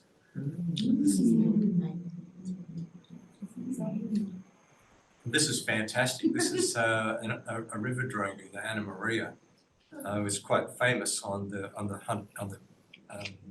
Hunter and Williams rivers, but Don't get your shoes wet. seldom seen a picture of it in the harbour. But in fact, it's the only one I've seen. It's a lovely clear shot. It's such a weird looking craft, but yeah, it's Great photo, Greg. yeah, weighed right down to the gulls. So Wilfred also took some other general shots, and this is quite an unusual angle of Scott's department store. The old Scotch, isn't it? Yeah, yeah. Pie chips and milkshakes for them. Oh, yes. So this was from a newsman, negatives from a newsman called Roy Cotterill. And his family had saved some negs. They were a bit rough, but of the better ones. This was outside the Victoria Theatre in Perkins Street. Wow. Why are they all doing? Only men were allowed out. Yeah, maybe. And this was also from Roy Cotterill. Oh, look, fig trees. Be nice to Don't you. see any of those anymore. Usually men get out of the house at night or something. Men and boys. Men and boys out of the house. Ooh, rodeo. So we also got access to some images, some 35mm negs by Milton Merrill, who's another great hunter newsman, and some of them are absolute gems. This one in particular is a great favourite of mine. It's a rodeo shot. Just superb composition, and just everything about this photo is perfect. It's Cessnock Show, I think, but I couldn't swear to that. And this is isn't that brilliant? Yeah. What a masterpiece. And what was the same thing you put in the sky? It's the last thing I did. Yeah, last photo of it. Yeah, so I knocked it down and Barry is starting to fall. Yeah. But still, clear. And there's also some of these photo montages by Ken Schilling. Great definition. So he'd mentioned doing a few of these, so we thought, well, there'll be no book better than this one to put them in. So the Black Diamond. Ah, good to see what it was. Yeah. Wow. Pete and I went out on a few expeditions around the streets using these photographs that came from a guy called Norm Boxall. Norm was a real eccentric. In his youth, he was a tram fancier. In his old age, he was a cat man. Yeah. Anyway, he used to go all over the place taking pictures of trams, and he came from his home in Sydney up to Newcastle to document the last days of some of the tram routes. And this, if you can believe it, is Derby Street, looking from Queen Street, looking south. So that would be Cooks Hill Books over here. Appliances on that building or that location there. So there's the present day. Oh my goodness. They got rid of a perfectly good tram and then considering putting another one in. And they got rid of a really nice building Yeah. to do that. If you look The at tile shop as well. if you go back to the historic photos, look at all the wires in the air. Oh yeah, well that's one of the sort of less photogenic parts of the old tram system as it was. So I guess Just think of it like the Dodgems. that's right. It's like the Dodgems. Do you ever? I know how they work. It's so much fun. Just saying. This one How had many me. birds would not go? It took so long to work out where this Knocked was. So I'm looking at this thinking, I can't place that. I'm just racking my brain. Finally, the chimney of the hospital incinerator in the back corner sort of ended up realising, well, actually, it's there. Telford Street. Wow. Yeah, Yeah. how bizarre. Completely different. But you can look at some of these photos and just go, what? Nothing left. So yeah, there's tons of those in there. I just gave a couple of examples to give you the general idea. That's amazing. That's it. There you go. You need to have like a video podcast where you do just that. You just take people through. Where there were 4 And then what you do is you normal-sized have a buildings Patreon with a account. hospital. So people get 15 minutes for free, Yeah. and then the Patreon account is 2 hours. They can just- It's like, look, it's the principle of a massage, okay? You can have 30 minutes for $50. Yeah. Where there were about. So, okay, 4 where can normal- people get your book, how much, and all that sort of stuff? Okay, so they're $50 and they're at a lot of news agencies and some stores. Yeah, so, but it is getting, the whole situation with book selling has gotten so much harder since we started. It was considered hard in 2010 when we started, but we were using news agencies to sell them through because that was a good synergy with the paper where I worked. But over that time, it's amazing how many news agencies have closed. And So you're announcing the good news today that you've assembled that electric little van and you're going to be selling them off the back of that. quite possibly, yeah. that could be it, yeah. All right, well, look, thank you very much, Greg. Best of success, that's a fantastic. From one Pete Smith here in Australia to another Pete Smith. Where are you beaming in from, Pete? Well, good evening, or good afternoon, I should say, everybody. It's evening here. I'm in Indianapolis, down below Chicago in the US, and it's Sunday night. It's 10:34 p.m. and it's been great to listen in and you know, my roots in Australia are really strong. I lived in Maitland from 1988 to 2008, and I've been here teaching history and English courses since that time in Indianapolis. My wife and I were last back in Maitland, and we met my namesake, we met Pete in 2019, just before the pandemic. And I've chatted and corresponded with Joni and with Greg a little bit through email. In the course of researching what's turned out to be 3 books, the first of which just went live about 10 days ago in Australia, documenting the development of the history of Maitland. And I think it was in the mid to late 1990s, I was in Maitland Library one day and Harry Boyle was there, and we were talking and he smiled and said, you've caught the Maitland bug. It certainly hasn't let me go. You know, the first book just came out last week. So the title there, The Footprints of Maitland's Old Hands Trilogy, Book 1, the way I've organized this work is it starts with East Maitland, the river flats, and through to the western boundary of Patrick Maloney's grant at Hunter Street, where the old Mercury building was, in Book 1, with lateral streets as well. And then the second volume, which will come out mid-2024, takes the story west from Hunter Street, inclusive of all of Molly Morgan's land in central Maitland, including the old race course, Maitland Park, and William O'Donnell's second grant to, I think, the east side of Elgin Street with lateral streets. And then Book 3 from there will come out probably mid-November, about a year from now, inclusive of Campbell's Hill and surrounding adjoining estates to Maitland, north, south, and west. And the structure of the research methodology of this, I sort of developed as I went along, and I've been working on this for 30 years, is I ended up wanting to really pin down and nail down how the land parcels became cut up and divided up from original land usage. And in doing that, I've tracked landowners and tenants and occupants and the changing usage for pretty much all of central Maitland and those surrounding areas. And then I've organized it in a sort of sequential manner. So in the first book here, you know, I go street by street after an opening chapter looking at the Wanneroo people and the Indigenous occupants of the Maitland area, and then the establishment of the military station.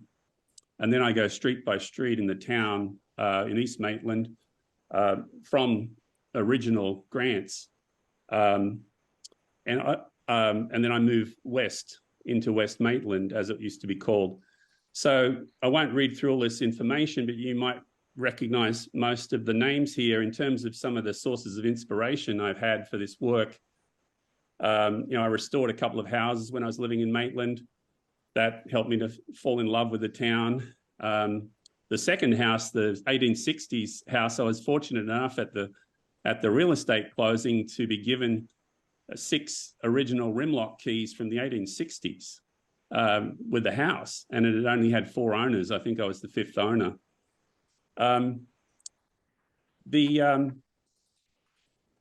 Part at the bottom of this slide is really important to me, which is what's kept me going, what's kept me passionate. And it's, you know, in some respects, I think the passions that all you share in one way or another, you know, what of Maitland's past, in this case, Maitland rather than Newcastle, is recoverable and what is lost. And from all the work I've done, I think the answer is much more than I ever imagined for both.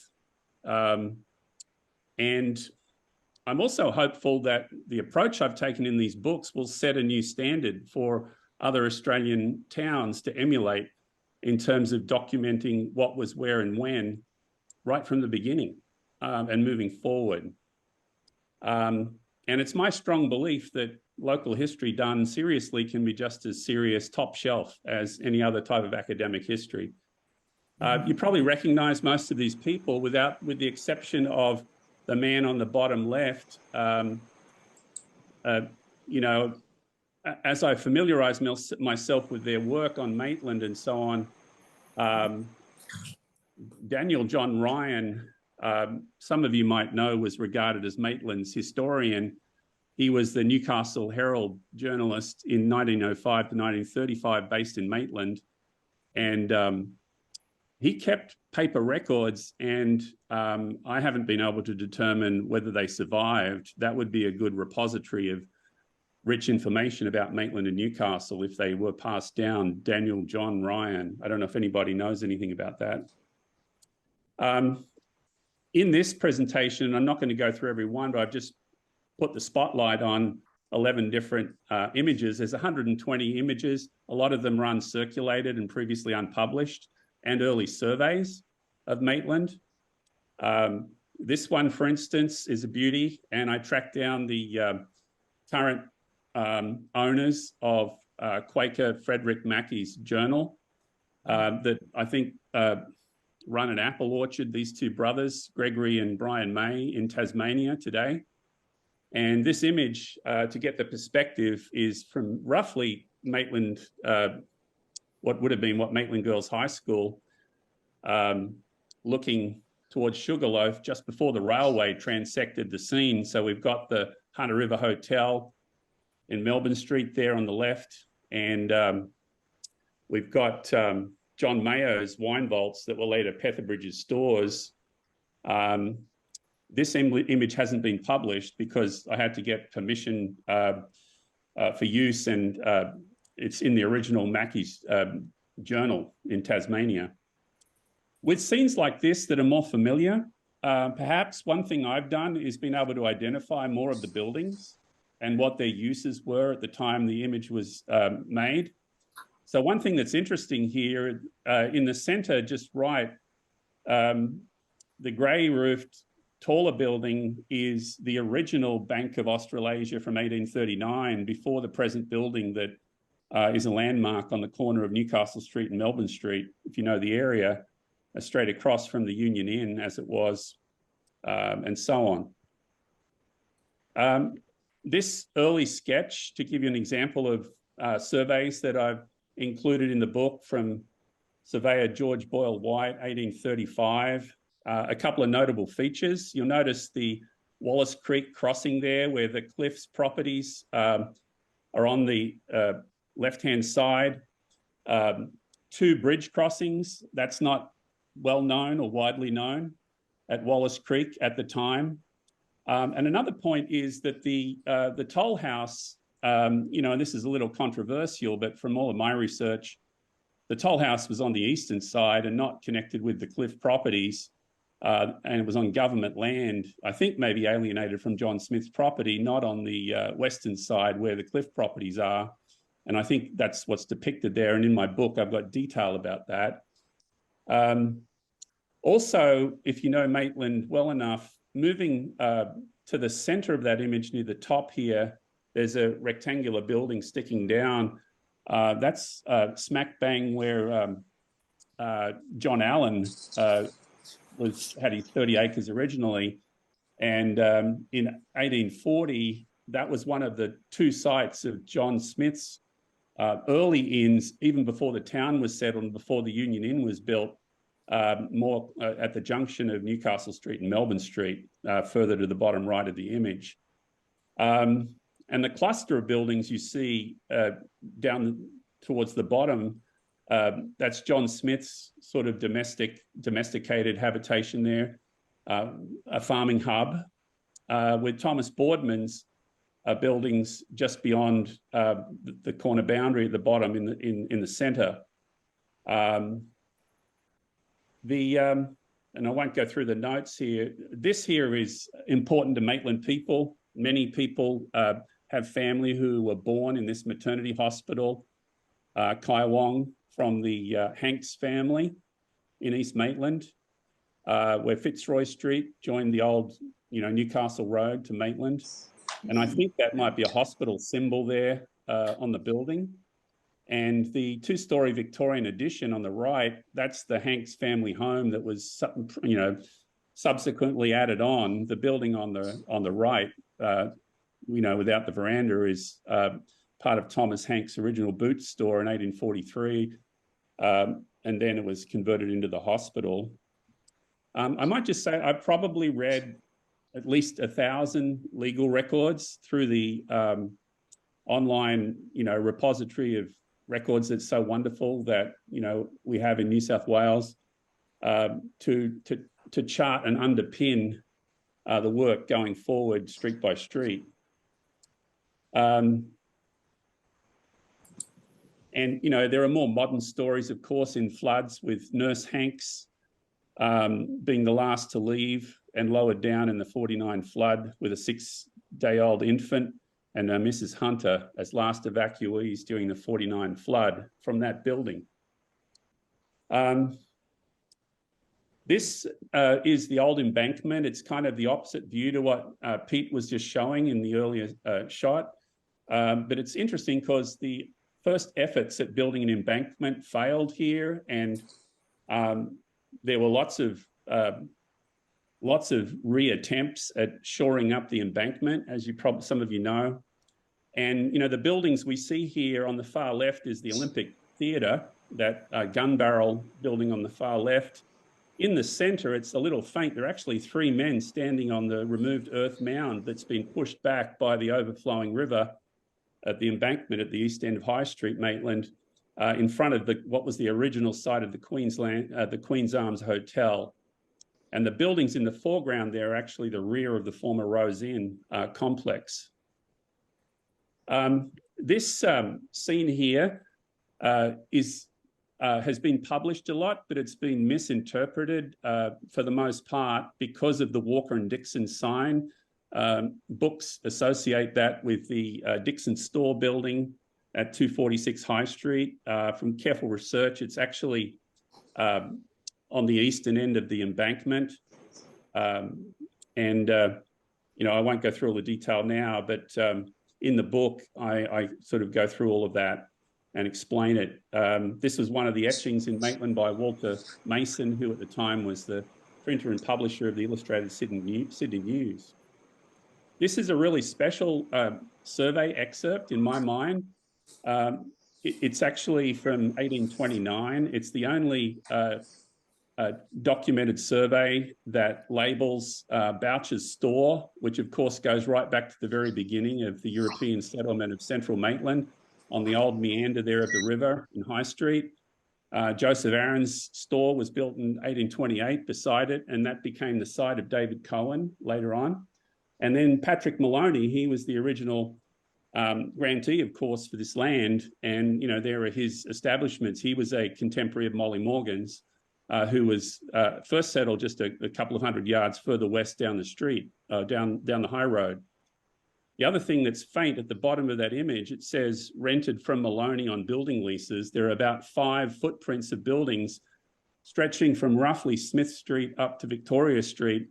That shows the locations of buildings in the 1820s, before George Stone's buildings got going on the site of what, was later Maitland Town Hall. So this particular survey is a very significant one. And it was part of the larger purpose I explained in the book was to resolve a dispute over land boundaries between Patrick Maloney and William O'Donnell. And that's why Surveyor Abbott was sent up to Wallace Plains in 1829. That's the site, right? This is the land that you're probably familiar with, where that all occurred. This is one of my favourite all-time photographs of Maitland. It's from the Kappa collection, Newcastle Library, 1867 by my reckoning. What's significant about this photo is the 3-story warehouse of William Lipscomb and the 3-story warehouse of the Cohens were about 1 year old in this photograph after the 1865 fire that completely decimated Lipscomb's previous pharmacy on the site of this one and Cohen's previous smaller but still 3-story building. And then further down the street with the balcony, that's the only photo in existence to date of the Rose Inn in its fuller form. okay? And it fell to a fire 2 years after this photograph in 1869, at least the right-hand portion did, with the balcony, and the left-hand portion still stands to this day. So this photograph is very important because it's in between two significant fires in High Street in 1865 and 1869. And of course, it's wonderful, people who have more knowledge than I do of, you know, the way people dressed at the time could perhaps comment on, you know, there's quite a lot of detail here in terms of the attire of these men and the boy and so on. Probably Elijah Hart. This is a spectacular image. So this is held by the State Library of New South Wales. Oswald Brearley visited Maitland in October of 1843, and he set up his easel on Burke's Paddock before the subdivision. So this is the longer shot of the same image. That's actually what became, you know, Burke's subdivision in 1850. And you can see the two rail fences that many early records around High Street talk of. The three-story building there is actually the one that still exists. That's actually Dixon's store that became the Royal Hotel. And it was, from what I can work out, built by the Dixon brothers in early 1843. So it's only a few months old here. The two buildings to its left I've documented, and in terms of the land and who owned it as well in the book, Charles Robbins, who was quite an entrepreneur in the 30s and 40s in early Maitland. And both of those buildings were pulled down in the 1850s, so they disappeared before the era of photography really got going. So this is the only image of them in existence of this part of High Street at such an early date. The elongated building on the right is probably George Stone's Maitland Inn on the side of the town hall, across the street from Dixon's stores. Now, what was interesting when I came across this image initially was that one of the ministers, the St. Mary's, actually acquired this image in Sydney, and he displayed it at one of the Maitland shows, and then it was ultimately donated to the State Library where it resides now. And this reverend, who I've got the detail in the book, who came upon it, you know, he gave his account of the angle and the location from which it was, the scene was painted by Brearley, who later became a warship photographer for Queen Victoria, a warship painter for Queen Victoria, for the British ships. This is a spectacular image of a lady by the name of Eliza Burns Daly, who was Maitland's prime and probably solo postmistress for 30 years, from 1853 to 1883. And there's various testimonials to her. She was dearly loved, and for how responsibly she transacted and handled, you know, the business of the town and the personal correspondences. There is an interesting stone embedded in the wall of the building on the corner of Devonshire Street called Elizabeth Place. And there's a record that was recovered from beneath the ground, I think after the 49 flood, by the current owner of the building, and put in the wall. I haven't been able to prove that it relates to her, but the post office in Maitland before its current place was itinerant. It was in, the government rented at least 7 or 8 different premises for short periods of time, one of which was just east of Devonshire Street, near where the Elizabeth Place stone and memorial stone's embedded. This is spectacular. This is Central Maitland. This is 1835 was when this survey was drawn, probably by George Boyle White. It was attached to a legal document. You can see the frayed edges in 1838. And it was used when solicitor Brent Rodd purchased the 2 grade or shaded rectangular areas you can see in the centre there at the back of the High Street frontage blocks. That's Hunter Street, running sort of parallel at the bottom there. and that's the start of Horseshoe Bend. And it's just a spectacular survey that we're fortunate to have survived. That's in the Mullen collection at Newcastle Library. And I've gone through, all of these sites in the book, site by site, with determining, what's what.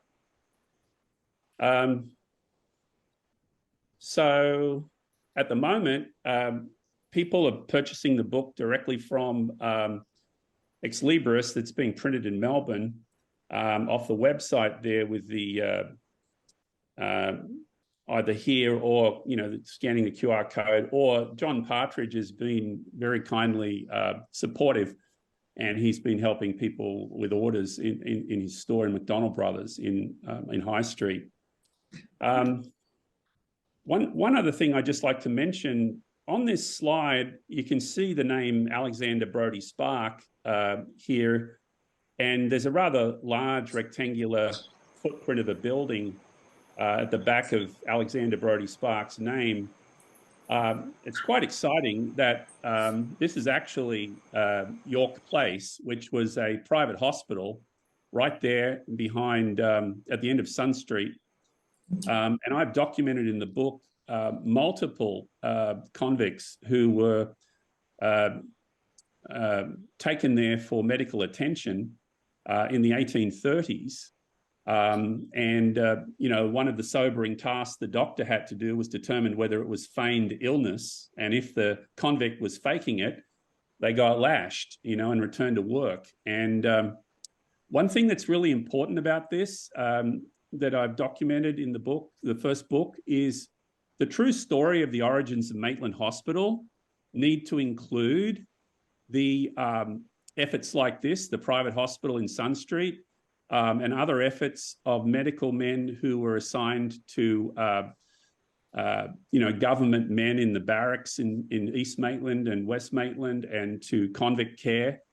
That part of the story of the origins of Maitland Hospital is not really part of the narrative, because we've got the Benevolent Society, of course, as a starting point. But the Sun Street venture was operating for several years under the guidance of two early medical doctors in Maitland.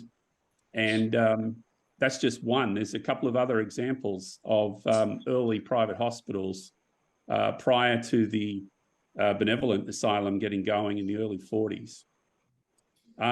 I start and end the first book with two poems, both of which I wrote. The first one's a tribute to the Hunter River itself.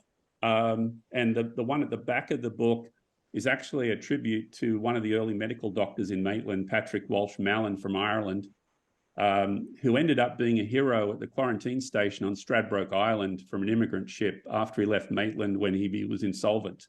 So about 1850, he set up a temporary immigrant station, was set up on Stradbroke Island and the ship called the Emigrant, I think, had something like 270 incoming immigrants afflicted with typhus, and they got the sails off the ship and set up tents, and Dr. Mallon got other people motivated to help him run this temporary hospital by offering them rum because there was no other payment.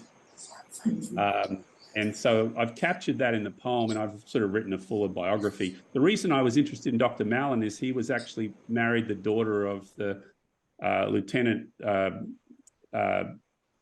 naval lieutenant from Britain who bought the land in East Maitland where I owned the house that I restored. That was the connection. Thank you. Does anybody have any questions they'd like to ask?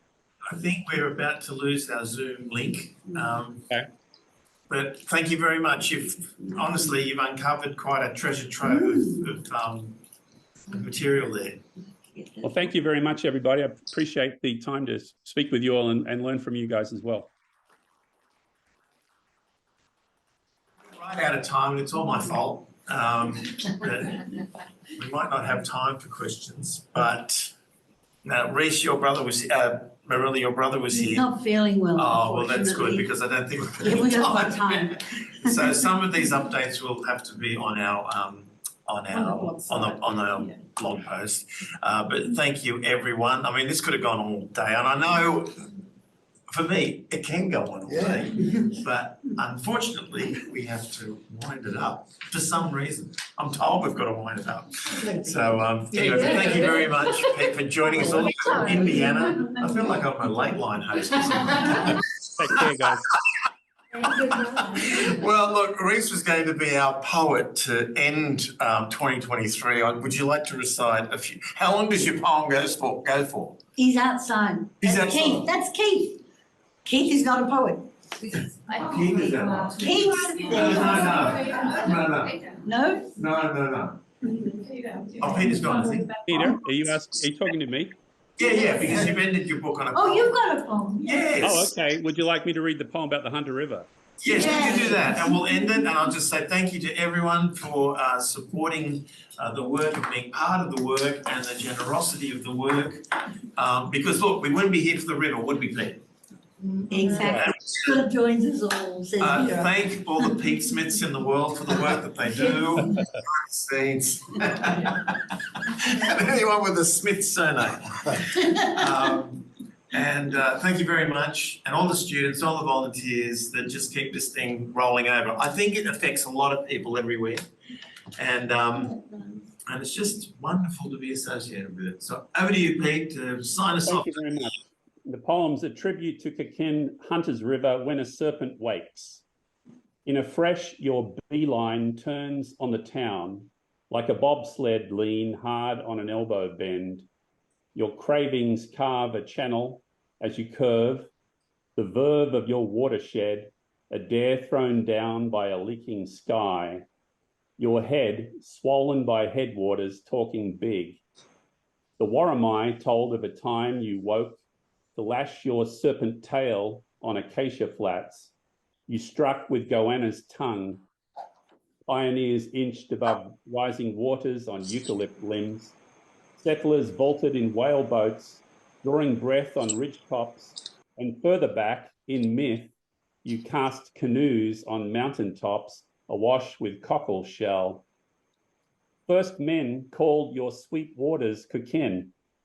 First whites cursed, agog at your contraband stashed in branches, beyond reach of arm or thought, the height of 8 men, in stringy bark and black-butted blue gum, casuarina, cedar and ash, bark and bone and twig and mud, the first cache, but later furnishings made from the trees, the leg of piano, a paddle blade, and the skull of a cow bear witness to your acts of reprisal, your undoings of levees in compacted mud, and later rock strapped down with wire and faith in buttressed concrete. Your memory's alive to all this, aware of the ink and the arguments spent to nail you in place, to forecast your mood, and to rank your exploits of 1820, 1870, and 1955, to brand the town you own a 1 in 100 year flood zone, when the choice to assert yourself or to deeply dream is yours to make alone. The streams that feed you are whispering. It's time to mark your centenary. Let down your hair, shake loose, soak the earth in rummage and riot till rumor crusts into myth beneath a February sky. Thank you. Thank you.